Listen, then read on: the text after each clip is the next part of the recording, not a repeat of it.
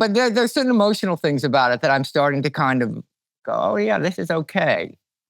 I guess I stopped trying in a certain way and just kind of accepting certain things a little bit. I'm not even sure what they are. It just feels a little easier in certain ways. But yeah, the physical stuff is like, and being, you don't experience this, but being sort of invisible to a younger set is kind of like, wow. Well, that's, again, Bruce, the girls in their summer clothes that passed me by. Yeah. That's a great song about that. Anyhow. You should, that, if I were your editor, publisher, I would be suggesting, because I would like to read your thoughts on that. Like you said, like you're emblazoned as that, and it's sort of underneath all the Brat Pack documentary a little bit, but not really, but like, it's like, what is it to be, to have that part of your life and now be in this part of your life and vis-a-vis aging, and what can we all take away from that? Like, because everybody has that part of their life and they're never going back. You're never going home again. You're never going back to Pretty in Pink. It's not happening. Several years ago, I hadn't seen Jacqueline Bisset sitting in Jackie in years and years. Hadn't seen a photo, and so several years ago, I Googled, I clicked her up and a picture of her popped up. And she's like this 80-year-old woman. And she was stunning at 80, but she was full of wrinkles and looked like this really beautiful, bone-structured, incredibly beautiful, but 80. Yeah. And I was shocked. I was just like, whoa. And what it made me realize, and then I realized, then I looked sort of through the shock and I realized, oh, she's still beautiful. She's Jackie, and now she's 80. But for that first instant, I went, it dawned on me, it hit home like a sledgehammer in my forehead. That's all over. My youth, all that. And seeing her at that age, it made me realize, and somewhere I realized I'd always been harboring that, you know what? I'm going to go back and stay at Jackie. Like after we finished class, I went out and Jackie invited me to stay at her house when I went out to LA. And I stayed at her house for like 2 months while I was meeting people in LA. And that's a whole other story. And it was a wondrous time in my life. I should have quit show business right then. It was the high point of my life. And I've always thought somewhere, oh, that'll happen again somehow. Right. Not whether it's Jackie or whatever. But then when I saw Jackie being old, I don't know if this makes any sense. I just realized, oh, it's all over. Like you were saying, Pretty in Pink ain't ever coming again. That youth is done now. It's over. And, I'm fine with it now. But when I had that realization several years ago, it hit me like a ton of bricks. And I have to say, doing that Brat Pack documentary and writing the book before really helped it put in a place for me that, I know it still trails me around and people come up to me, they do to you, but they do to you for lots of things, but they come up to me about the Brat Pack stuff. And I realize we've talked about this, they start talking to me and they're really just talking to their own youth. They're not talking to me. And it's wonderful. And all I have to do, and which you've always been good at, is just receive them and receive them, that we are the avatars of their youth. Right. And that's a beautiful gift to be able to give them, to receive them. Right. And it took me a long time to realize that. But in realizing that, it liberated me from its hold on me. Now when people come up to me, I just go, oh, that's great. Thank you so much. And it means it's touching and it's lovely. And I'm enriched by the experience as opposed to, thank you. Oh, Jesus, they're dragging me back. Why can't they see me for now? Like, I don't give a shit if they ever see me again. You know what I mean? Right. That touched them. Something I did touch them deeply and they want to share it and I can share that with them. And it's lovely. But and in doing so, it's liberated me from that youthful kind of whatever, drag on my tail. It's just now this kind of wondrous thing that happened to me when I was young. You know? It's interesting. It is, and yet you still have, because the movies are immortal. That's the other thing, is like we age, but part of us also doesn't. Like there's still, I go whenever I'm asked, I love doing it. Like 7th grade classes will read The Outsiders and I'll come and talk to them. And they're 7th grade and they're losing their fucking shit. And you're like, because I'm that part of me exists for them in that movie.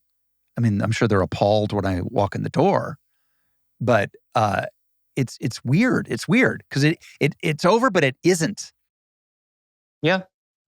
Yeah. I remember watching, like in school, you'd have to watch, we'd be studying Shakespeare and you watch Romeo and Juliet and you'd see that Zeffirelli movie, bad version of it, but whatever. And you'd see them and you'd go, and you think they're real. You think they're, and you realize, no, that Olivia Hussey is now 85 or whatever that guy is. Yeah, like. Yeah, it's a weird one, isn't it? I mean, invariably, some people, when they come up, they're kind of like, come up, they're excited, and they kind of close a look, and they're just sort of shocked. They're like, oh, you got old. And I've had people say, you must have, well, you probably don't. But I've had people come and go, oh my God, you got old. No, they don't say that. Oh, I've had people, of course, people lose, they stop thinking. You know what I mean? Often they're just sort of excited and they stop thinking. And then I kind of want to say, well, take a look at yourself there. Hello. But we don't do that. You can do this, the great line from Spinal Tap, I'm just as God made me. Maybe I'll try that one. But I still, I have to say, I was in a hotel, I don't know where I was, several months ago now, and I turned on the TV and I went into the bathroom and I come in and I hear it and I'm like, what is that? I know that. I come out and Weekend at Bernie's was on. Oh my God. On the TV. And I sat there and watched, alone in this hotel room in I don't know where. I just sat there and watched the last 20 minutes of Weekend at Bernie's.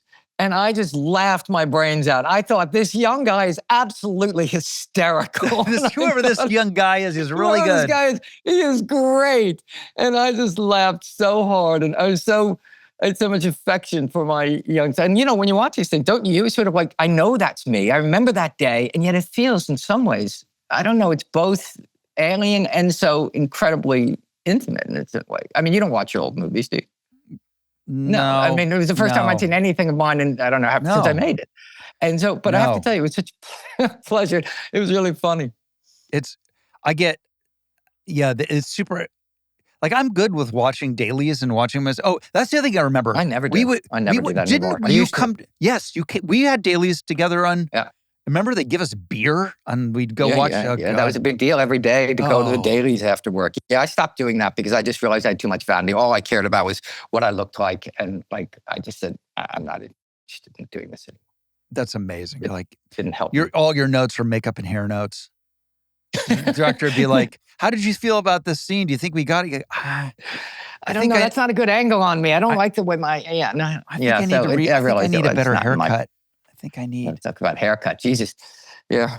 The other thing I'll remember about class, did we shoot that fucking fight scene for 3 weeks, or is that my imagination? That was days and days and days. And we used to have to, that's what I remember now. We'd have to come back in the morning and put back on the same muddy, wet, dirty clothes to continue the fight. And I remember then they couldn't dry them because it would all cake and everything. So they were still wet and cold from the day before. Yeah.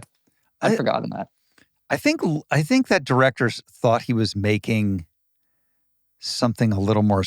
It's so interesting. It's like Louis John Carly, who I adored, wonderful man. But I just remember. Oh, the other thing I remember, and you as a director, you'll appreciate this. I remember them arguing about crossing the line. It made me think. Well, I could never direct.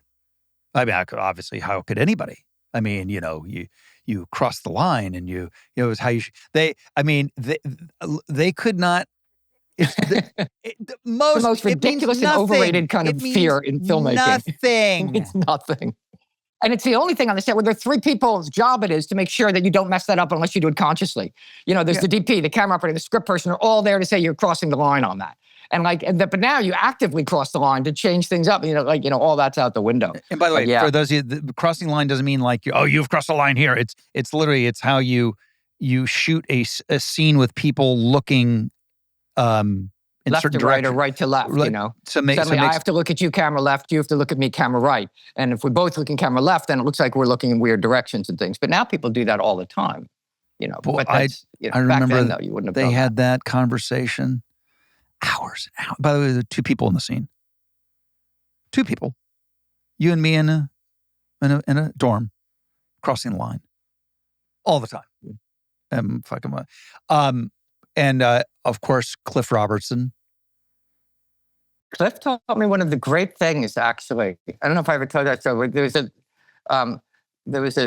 He walked down the hallway, paused at the door, had his hand on the doorknob, took a beat, and went in. And I remember, this is my third day on set. I'm so excited and eager, and acting student. And I went, Mr. Robertson, when you went up to the doorknob, you held it and you paused for a second. Your eyes, what were you thinking, sir? I said, son, I grabbed the doorknob and I thought, 1, 2, 3. And I entered. And it was a great lesson to me, because I thought it made me realize that it doesn't really matter what you're thinking, as long as you're thinking something specific and it's outside of what you think you look like, the audience will project it onto it and you'll be fine. That's true. I To a wonder. large degree, it's true. Yeah. I wonder what that was about. 1, 2, 3. Entering there. When I enter doors now, I don't count, but I wonder, is this my in memoriam clip that I'm making? Because inevitably it's somebody. It's always somebody walking through a fucking dude. You should never walk through a door if you're in a movie or TV. That's really funny. Well, that's funny. Jesus, you just don't want to be forgotten, because then the Monday after, they go, people that were forgotten in the in memoriam. Oh no, yeah. Well, it's probably because they didn't have a clip of them walking through a fucking door. What are they going to use? Funny.